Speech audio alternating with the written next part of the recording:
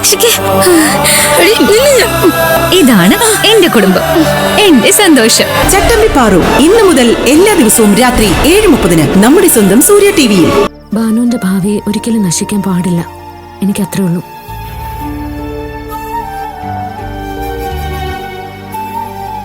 ഈ കല്യാണം വേണ്ടെന്ന് വെച്ചെന്ന് കരുതി അവളുടെ ഭാവിക്ക് ഒന്നും സംഭവിക്കാൻ പോകുന്നില്ല. പിന്നെന്താ?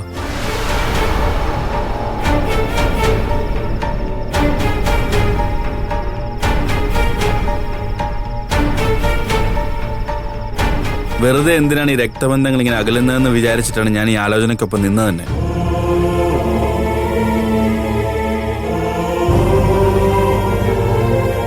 പക്ഷെ അവർക്കൊന്നും യാതൊരു മാറ്റവും വരുന്നില്ലെന്ന് അറിഞ്ഞപ്പോൾ എനിക്ക് ദേഷ്യം തോന്നിയത്.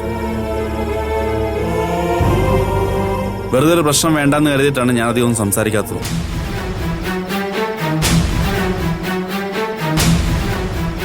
നമുക്കൊക്കെ മാത്രമേ പണത്തിനോട് ആർത്തി തോന്നാത്തവരായിട്ടുള്ളൂ ഭാവന. ഇവരെ പോലുള്ളവർ മക്കളെ പഠിപ്പിക്കുന്നത് തന്നെ മറ്റു പല ലക്ഷ്യങ്ങളും മനസ്സിൽ കണ്ടിട്ടാ. ഇവിടെ ചെയ്യേണ്ട എന്താണെന്നറിയാമേ? ഇനി മേലിൽ ഭാനുവിനെ ശല്യം ചെയ്യില്ലെന്ന് പറഞ്ഞ് ആ ജയേഷിന്റെ 2 പൊട്ടിക്കണം. ഇപ്പൊ ഒരു കേസ് ഒത്തുതീർപ്പാക്കിയിട്ടേ ഉള്ളൂ. അത് സേതുവേട്ട മറന്നില്ലല്ലോ. വെറുതെ വേണ്ടാത്ത കാര്യങ്ങൾ ചിന്തിക്കാതെ സേതുവേട്ട. എന്താ വേണ്ടേ നമുക്ക് ആലോചിക്കാം. ഇതിലിപ്പോ മറ്റൊന്നും ആലോചിക്കാനില്ല. അവരെ അവരുടെ വഴിക്ക് വിട്ടേക്കും. ഇവിടെ ഇപ്പൊ വീടും കാറും ഒന്നും കൊടുത്തിട്ട് കല്യാണം കഴിപ്പിക്കാനുള്ള ശേഷി ഇവിടെ ആർക്കുമില്ല. നാളെ ഞാൻ ഭാനുവിനോട് സംസാരിച്ചോളാം. പഠിക്കാനാണെങ്കിൽ മാത്രം ഇനി കോളേജിലോട്ട് പോയാൽ മതി.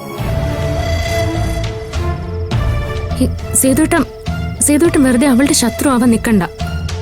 എല്ലാത്തിനും എന്തെങ്കിലുമൊക്കെ വഴി ഉണ്ടാവും. എല്ലാരും കൂടി ഒന്ന് നിർത്താവോ? കേറിപ്പോടാ, പോയി കിടന്നുറങ്ങാൻ നോക്ക്. കേറിപ്പോടി. അത് ശരി, ഞാനെന്ത് ചെയ്തു?